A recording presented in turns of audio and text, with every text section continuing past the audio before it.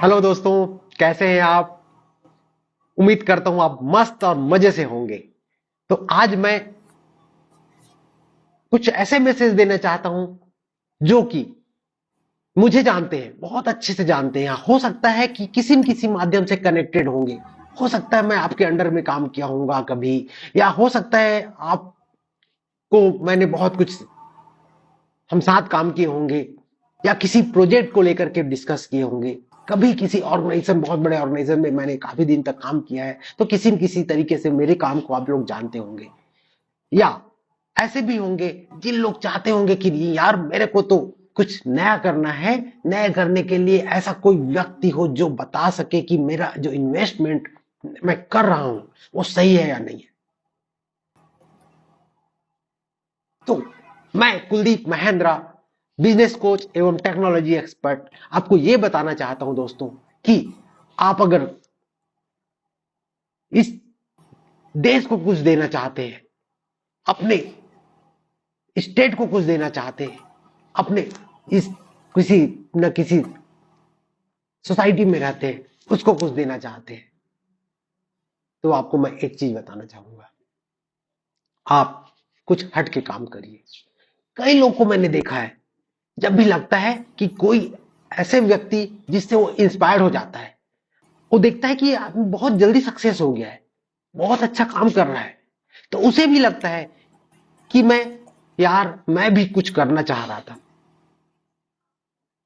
तो दोस्तों, आप कुछ करना चाह रहे थे, लेकिन आप में वो जुनून नहीं आया। और कुछ का मतलब यह है कि आप में भी कोई ना कोई क्वालिटी है जिसके आधार पे आप कह रहे हो कि मैं भी कुछ करना चाहता हूं। तो दोस्तों, ये जिंदगी है, बार बार आने वाली नहीं है। और जो भी आप सोच रहे हैं वो कहीं ना कहीं आपका पैशंस है, आपका जुनून है। उसको आप, उस सपने को आप हकीकत में बदलने के लिए मेहनत करिए, आइडियाज दीजिए। लगता है कि शुरू में ऐसा नहीं लगेगा कि मैं सब कुछ जानता हूं, लेकिन जब आप स्टार्ट कर देते हैं ना कोई काम को,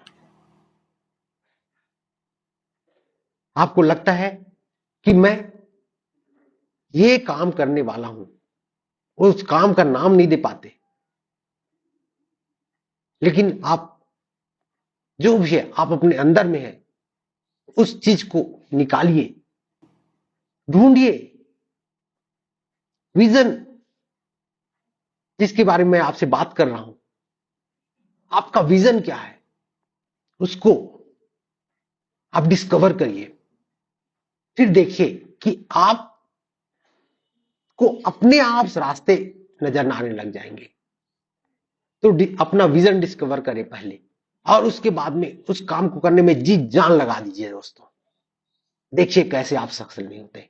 हर व्यक्ति चाहता है कि एक एंटरप्रेन्योर बने, सक्सेसफुल एंटरप्रेन्योर बने, जिसका कि एक महीने की कमाई सीधा सीधा आपके गवर्नमेंट को पता चले कि यार ये कौन सी कंपनी है जो हर साल, हर महीना, हर समय एक इतना जीएसटी पे कर रहा है। आपके पास लोग आएंगे, तब आपको लगेगा, तब आपको बोलने की बोलोगे कि वो व्यक्ति मैं ही हूं, मैं ही उस कंपनी का फाउंडर हूं या को फाउंडर हूं। तब लोग आपसे पूछेंगे कि आप कैसे यहां तक के पहुंचे, आपने क्या किया। आपको यह भी नहीं बोलेंगे कि आप क्यों रात दिन काम कर रहे हो, कई बार आप स्ट्रगल कर रहे हो, कई बार सक्सेस हो रहे हो, कई बार नहीं हो रहे हो सकता है कि 100 बार में आप एक बार सक्सेस हो रहे हो, 99 टाइम फेलवर हो रहा है। या फिर ऐसा नहीं है कि आप फेल हो रहे हो, आप कुछ ना कुछ लर्न कर रहे हो, नई चीज सीख रहे हो, नए काम कर रहे हो, लोगों तक पहुंच रहे हो, रीच कर रहे हो। क्यों? क्योंकि आपके आइडियाज अच्छे हैं, आप लोगों को कुछ ना कुछ नई चीज दे रहे हैं।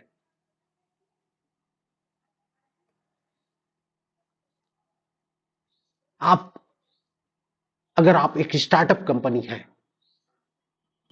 या आप स्टार्टअप के लिए सोच रहे हैं, या ऐसे स्टार्टअप जो बहुत दिनों से तो काम कर रहे हैं लेकिन कुछ प्रोडक्टिव नहीं हो पा रहा है, तो मैं आपको कुछ लाइनें बताना चाहूंगा जो मैं अपने अनुभव से सीखा हूं दोस्तों। पहला ये कि आपके आइडियाज ऐसे होने चाहिए जो कि प्रोडक्टिव होने चाहिए, पैशनेट होने चाहिए। उसके साथ साथ पैशनेट होने के अलावा प्रॉब्लम सॉल्विंग होनी चाहिए। पता चला कि आप पैशनेट हैं, बहुत मेहनत कर रहे हैं, आपके आइडियाज जबरदस्त है, लेकिन वो सेलेबल नहीं है। अगर लोगों को आप सेल नहीं कर पा रहे हैं, अगर लोगों को उनके प्रॉब्लम को सॉल्व करने वाला नहीं है, तो आपके आइडियाज सही नहीं है। दूसरा, अगर आप अकेले काम कर रहे हैं, बहुत मेहनत कर रहे हैं, नहीं यार ये आइडिया मेरा ही था, मैं ही काम करूंगा, तो दोस्तों इस चीज को भी भूल जाए। क्योंकि दुनिया में जितने भी बड़ी बड़ी कंपनियां हैं, सक्सेस स्टोरी है जिनकी बड़ी बड़ी, उनमें सभी को फाउंडर्स रहे हैं। आप एक से दो, दो से बढ़ के आप 10, जितने भी हो सकते हैं, इनको आप रखिए। हो सकता है आप उसमें से 10% शेयर हो, 50% शेयर हो, कोई प्रॉब्लम नहीं है, लेकिन जरूर आप सोलो फाउंडर की तरह ना काम करके आपको को फाउंडर के रूप में काम करना चाहिए। आपके जितने बड़े हैंड्स होंगे, आप उतने बड़ी चीजों को अचीव कर सकते हैं। तो दोस्तों, मैं एक चीज और बताना चाहता हूं। आप जब कभी भी प्रोजेक्ट करें तो कोई छोटे एरिया को लेकर के ना करें। आप आइडिया इतना बड़ा होना चाहिए कि आप दुनिया में पहुंच सके, हर आदमी की जरूरत हो, ऐसे आइडियाज को लेकर के जाए। ऐसा नहीं कि आप किसी एक स्टेट में, किसी एक कस्बे में, किसी एक छोटे से एरिया का ही प्रॉब्लम पे आप फोकस करके रखे हैं और उसी में लगे हुए। ये कोई समाज सेवा नहीं। जब तक आप प्रोडक्टिव नहीं रहेंगे, आपके पास पैसे नहीं आएंगे, आप अपनी कंपनी को कभी ग्रोथ नहीं कर पाएंगे। कई लोग ऐसा बोलते हैं कि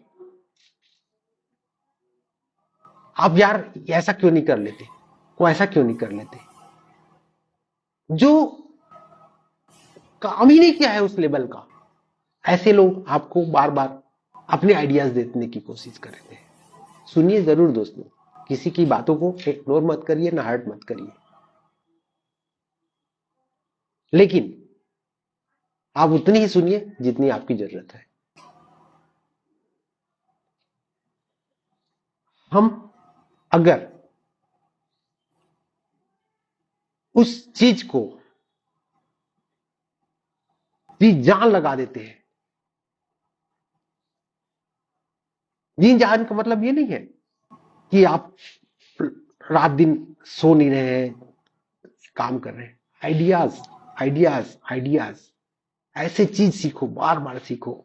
आपको हो सकता है आपको हर चीज की जरूरत पड़े, हर चीज। मार्केटिंग के बारे में पता होना चाहिए, कंपनी कैसे क्रिएट होता है, कैसे आपका जीएसटी भरना है टाइम पे, कैसे आपके जितने भी आपके कंप्लायंसेस हैं गवर्नमेंट के, उसको कैसे आपको जो है देखना है, कैसे आपको मार्केट सर्च करना है, रिसर्च करना है, कैसे हर आदमी तक पहुंचना है। और ऐसा प्रोडक्ट दीजिए दोस्तों जो बहुत ही एरर फ्री रहे, जिसमें आपको विश्वास हो। कई बार ऐसा होता है कि आप सॉल्यूशन देते देते जो भी हमारे कस्टमर्स होते हैं, उनको लगता है कि हम बहुत कम पैसे में ही काम कर लें। आप बहुत कोशिश करते हो, बहुत मेहनत से उनके प्रोजेक्ट को बनाए रहते हो, लेकिन जब बात आती है कि पैसे की, तो वो पैसे की ओर जाता है और फिर वो ऐसी चीजें खरीदता है मार्केट से। हो सकता है आपसे बहुत कम जो है पैसे में उसने खरीद लिया, लेकिन वो ज्यादा दिन के लिए नहीं रहता, या फिर आउटडेटेड प्रोडक्ट रहता है, या फिर वो आपका प्रॉब्लम्स हमेशा बना के रखेगा, जो कि हमेशा आपके प्रोडक्टिविटी को घटाते रहेगा।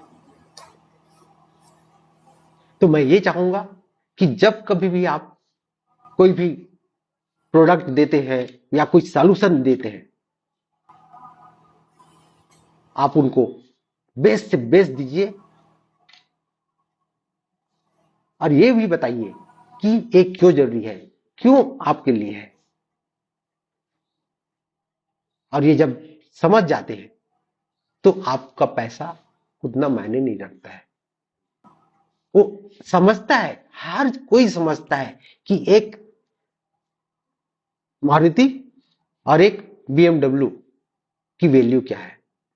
मारुति भी बहुत अच्छा है और BMW भी बहुत अच्छा है, लेकिन एक व्यक्ति जो कि मन में है, उनके पास कैपिटल है, उसके पास में वो चीजें हैं जो BMW खरीदने की स्थिति में है, लेकिन अगर आपने उनको उसकी क्वालिटीज नहीं बताई, उसके फीचर्स अच्छे से नहीं बताए, तो घूम फिर करके वो मारुति को ही खरीदेगा। लेकिन हाँ, मारुति क्यों इंपॉर्टेंट है, क्योंकि उनको अभी BMW के लायक कैपिटल नहीं है या उसके लायक अभी नहीं है, तो जरूर लगेगा कि नहीं, मुझे तो मारुति बेस्ट है। मारुति हम भी खरीदते हैं, हम भी चलाते हैं, और हमारा भी सपना है BMW का। इसका मतलब ये नहीं कि हम जो है मारुति ही जिंदगी भर चलाएंगे या फिर BMW ही चलाएंगे। सबके एक अलग अलग फीचर्स होते हैं, लेकिन हाँ, जिस चीज को आप ड्राइव कर रहे हो, जिस चीज को आप एग्जीक्यूट कर रहे हो, आपको उसके एक एक चीज पता होनी चाहिए, उसके प्रॉस कॉन्स क्या है और क्या है।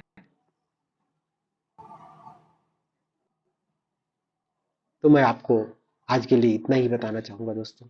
उम्मीद करता हूं कि आप मेरी बात को समझे और आप भी एक नया एंटरप्रेन्योर बने, सफल एंटरप्रेन्योर बने, और हमारे देश के लिए आप भी एक नया योगदान दें। Thank you very much.